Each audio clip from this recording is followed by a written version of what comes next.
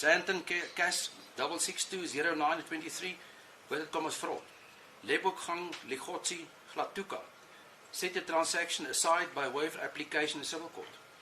Gasfontein Cash 13120 of 22, Happy Similani, charge fraud. Bought a salon in Menlyn Main with contractual clause that if 2 monthly payments were skipped, the salon would be taken back. What happened in the civil court? Benoni Cash 10425, fraud. Vertical. Hunting Station took over as CEO under Tammy Taylor, Pty, and bought shares in the business. They received share certificates and occupied the Benoni shop with stock. A dispute arose between my wife and Hunty about ownership in stock in terms of the agreement. Brooklyn Cash 3111122. Tamara Musilwana bought the franchise, then cancelled the agreement and a civil case followed. Monies were returned. I turn the page, of course, leave on page 11, paragraph 20 through the document. We respond to at paragraph 55. It seems that Colonel Herhoff does not know that a conviction cannot be made by a court on good evidence, or she is trying to bring every possible and impossible fact to court to deny me bail. From a senior rank I would infer it to be the second option. All of these cases are several years old, and the SAPS and NPA would have had more than enough time to get me before court if I was involved in a crime, which did not happen. I would guess that the NPA probably were of the opinion that if it was a civil dispute, it was a civil dispute. I again submit that this once again show extreme bias against me. Paragraph 24 at paragraph 56 and 57. There are several litigation with Tammy Taylor's Incorporated regarding the trademark, of Tammy Taylor Global trademark. I again submit that this civil litigation is not relevant to me. Paragraph 26. We respond to at paragraph 58. The applicant has no fixed address in South Africa. Paragraph 25.1. Colonel Herhoff's allegations in paragraph 58 that the applicant has no fixed address in South Africa is false, and is contradicted by a recording conversation with Estelle Niemand on 22 June 2026. During that conversation, Ms. Niemand expressly informed Colonel Herhoff that she and her fiancé had agreed that the applicant and his wife could reside at the Pretoria residence until they found accommodation of their own. Mrs. Niemand stated inter alia, ons het maar net besluit dis reg. Hulle kan hier na toe kom, and further confirmed that accommodating them was glad nie vir my 'n probleem nie. Colonel Herhoff acknowledged during the same conversation that she has already had the address and received it from Ms. Viljoen. Ms. Niemand, I turn the page for 15.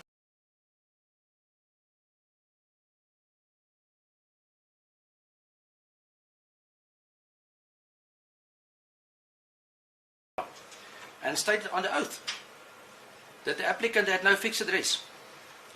This was not a mere misunderstanding. The recorded conversations demonstrate that Colonel Herhoff had been expressly informed of a definite and a viable residence before making an affidavit. I continue page 25.2. The statement requires further reaction. Initially, I was raised at the Silver Lakes address quoted by Colonel Herhoff in a statement.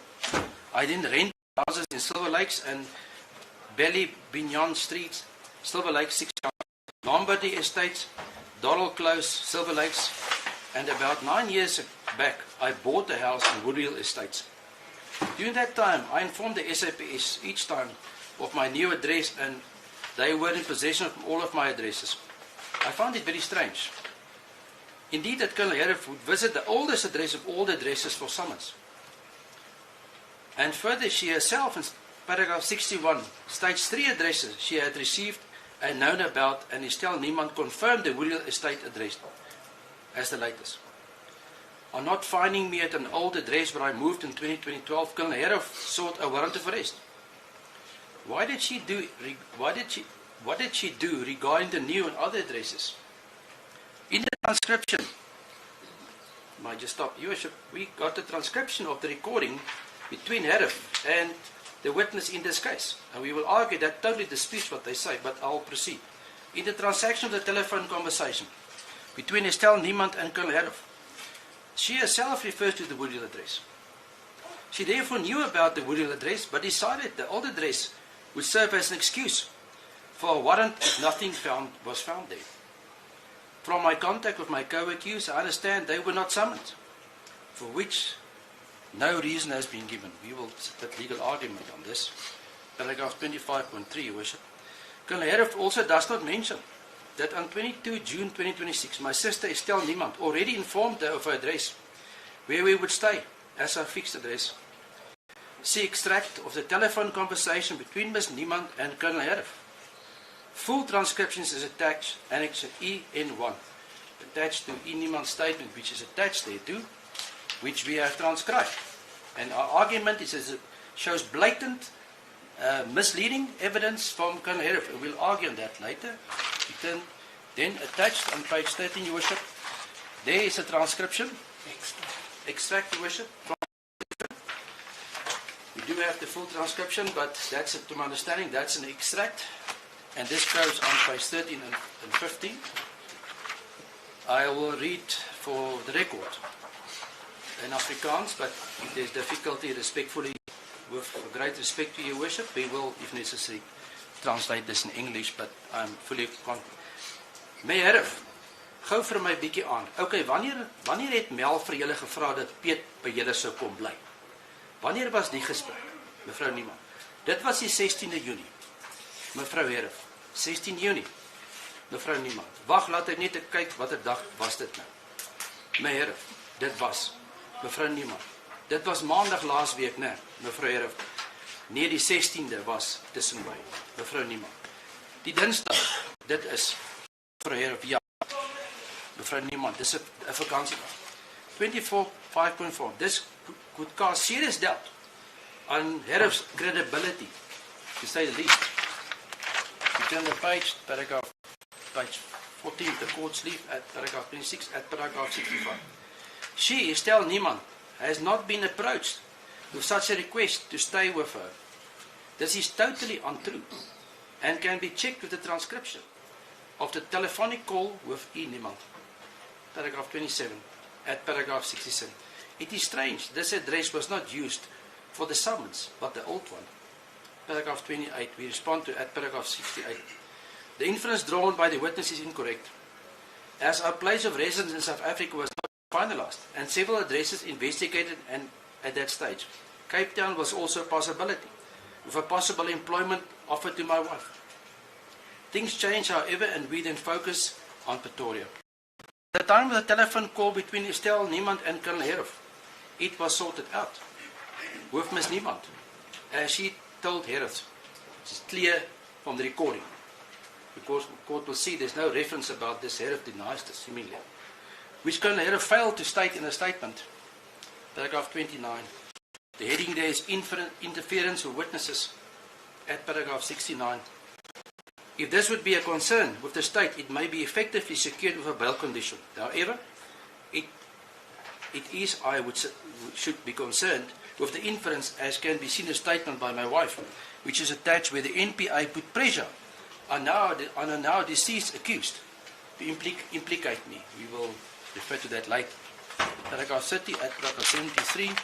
I turn the page. This allegation against clearly shows the witness is biased.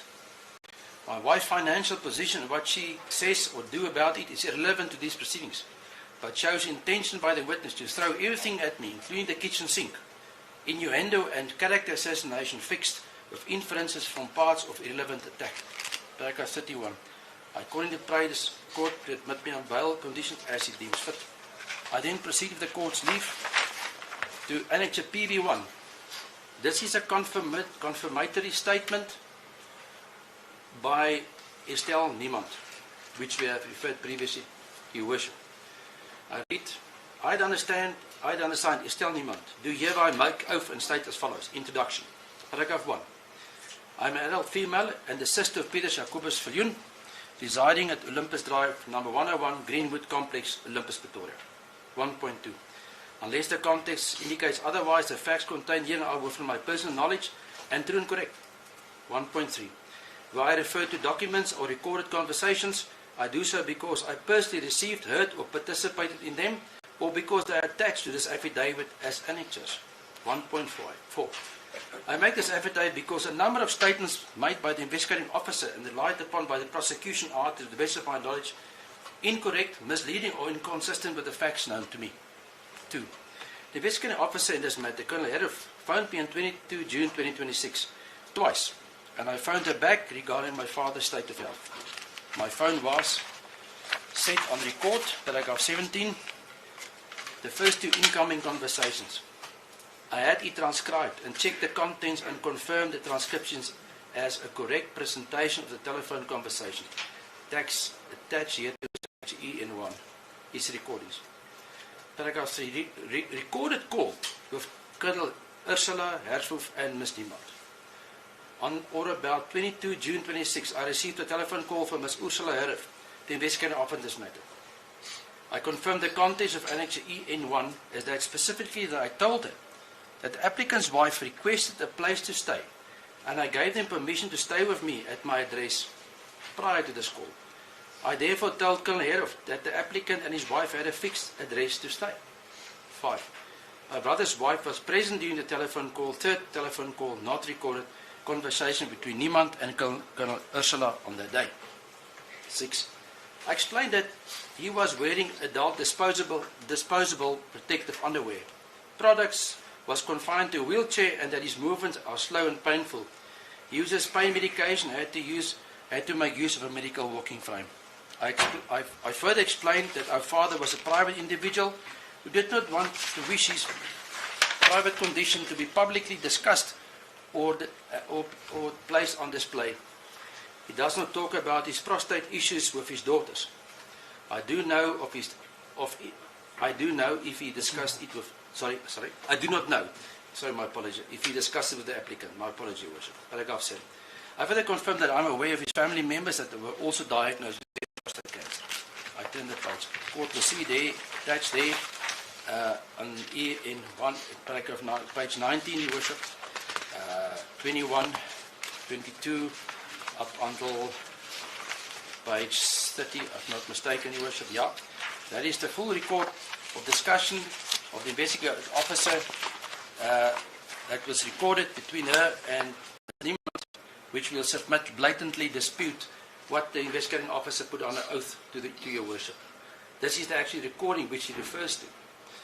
Page 31, if I may, court's leave. This is an affidavit by the undersigned Melanie Jonita Viljoen. We submit this is in support of the application in this matter, and we ask the court to consider that. I read with the court's leave. I, the undersigned Melanie Jonita Viljoen, identification number 8604080028, do hereby make oath and state as follows. Introduction. I'm an adult female and the wife of Mr. Peter Jacobus Piet Viljoen. Unless this context indicates otherwise, the facts contained here are of my personal knowledge and are true and correct. Where I refer to the documents and recorded conversations, I do so because I personally received, heard, or participated in them, or because they are attached to this affidavit as annexures. 3. I submit this affidavit because a number of statements made by the investigating officer and relied upon by the prosecution are, to the best of my knowledge, incorrect, misleading, inconsistent with the facts known to me. 4. This affidavit is intended to place a true factual position before this honourable court. 4. Heading United States Visa Correspondence and Bail Proceedings, Annex MV1, regarding being illegal immigrants at paragraph 36. I continue with the court's leave, paragraph 5. During October 2025, I received correspondence from United States Mission to South Africa advising that my United States visa has been revoked in terms of Section 221A of the Immigration and Nationality Act. 6. The correspondence didn't explain why the visa has been revoked. It merely stated information that had become available after the visa has been issued, which allegedly, I turn the page, allegedly affected my eligibility. Paragraph 7. The correspondence contained no particulars whatsoever regarding this information, and I was under the impression that only my visa was revoked, not Piet Viljoen. Importantly, the correspondence expressly stated, it's underlined, if I was already physically present in the United States, The revocation of the visa did not affect the immigration status granted to me by United States Boards and Customs and Border Protection, CBP, when I entered the United States, nor my ability to remain in the United States. 9. The correspondence further stated that the only consequence was that I should leave the United States. I would be required to apply for a new visa before re-entering. 10. Because I did not understand why my visa has been revoked, I immediately contacted the United States Consular Section requesting an explanation. 11. I specifically asked what information had caused the revocation and requested clarity regarding my legal position. 12. I further asked whether I was required to return to South Africa and how the revocation affected my stay in the United States. 13. Despite my repeated inquiries, no meaningful explanation was ever provided. 14. During the bail proceedings, reference was made to the revocation of our United States visas and a diplomatic note, quote unquote, that was not attached to Colonel Ursula affidavit as she claimed. 15. It appeared to me that the reliance was being placed on the illegal status claim, quote unquote, and visa revocation in an attempt to suggest that my husband and I had been unlawfully present in the United States. 16. That suggestion is directly contradicted by the written correspondence by the United States government. Again, unfortunately, the prosecution and Colonel Harrishoff has failed to take the court into its confidence by presenting a version that is directly contradicted by the objective evidence. The actual emails received is attached here to Annex MV1. 17. I therefore respectfully place the correspondence before this honourable court so the court has the complete factual position. Next heading of the court's leave, the issue of service and allegedly struggling to trace the applicant. 18. During the proceeding, it was further suggested that the prosecution did not know where my husband resided and relied on an address he left in 2012 already. The warrant expressly records applicant's address, quote unquote, United States of America. That suggests the investigating officer, Colonel Harrishoff, knew exactly where the warrant was sought. In our postings on social media, we frequently and openly reported where we were, even with photos, whether here or abroad. Yet, elsewhere in the bail affidavit in paragraph 54, she describes extensive efforts to trace him and present him as difficult to locate. Why would persons which are fugitives from justice so openly publicize their address and whereabouts? 19. Throughout the years, affidavits and documents submitted on behalf of my husband contained his residential address. His physical address was repeatedly disclosed to the prosecution and Colonel Ursula Harrishoff. I do apologize for the Colonel if I pronounce it incorrectly. It's Harrishoff, and if I don't pronounce correctly, my apology to her. Repeatedly disclosed the prosecution and Colonel Ursula Harrishoff when we moved to a new address. I continue at page 33 in paragraph 20. Furthermore, our visit to the USA and visa filing in the United States was never concealed. We openly posted photographs and videos from the United States on social media, as we have done here. We have made reference to the Einstein visa, as many would remember. The NPA has been religiously watching our all social media posts and some of them with no context. We gave interviews. Our whereabouts were publicly acknowledged on social media before and during our USA visit. 21. It's therefore difficult to reconcile the allegation that the prosecution did not know where Mr. Viljoen resided. At the time of the issuing of the arrest warrant for Piet Viljoen, he was detained in lawful custody in United States Immigration and Customs Enforcement, so-called ICE. The prosecution was aware of his whereabouts and knew that he was in government detention. This detention was wildly publicized. Next heading, other accused. Paragraph 22. Following my husband's arrest at Oliver Tambo in June, I personally contacted other accused persons in this matter. Amongst them whom I contacted Mr. Vich Nel and Mr. Edwin Maringa. I just interlooked there, Your Worship, apology. The court will see in the charge sheet these names appear as so-called co-accused. Paragraph 23, I continue the court's reading. It's a fact that neither of them had been served with notice that the criminal proceedings as allegedly recommenced. No one was aware that they had to appear on 3 November So no one appears on 3 November.